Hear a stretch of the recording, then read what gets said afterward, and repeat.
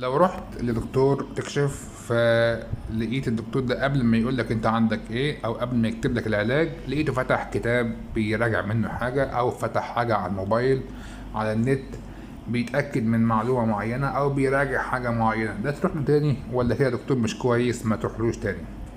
للأسف احنا في مصر لو حد عمل كده ففي الغالب المريض هيفقد ثقته في الدكتور ويقول ده دكتور مش مذاكر كويس وجاي يذاكر قدامي. لا، هو مفيش حد في الدنيا عنده العلم الكامل بكل شيء في وقت واحد. ممكن المعلومة تكون تاهت منه، يكون المرض ده مش كومن او مش منتشر او فهو مش مذاكره كويس او مش فاكره كويس فبيحب يراجعه.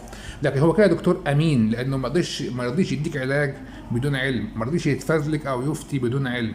للاسف احنا عندنا بتغرنا المظاهر وبنفرح قوي بالدكتور اللي واثق قوي من نفسه حتى لو بيهبد اكتر من الدكتور اللي بيبقى امين معاك ويديك العلاج المظبوط بعد ما يقرا كويس.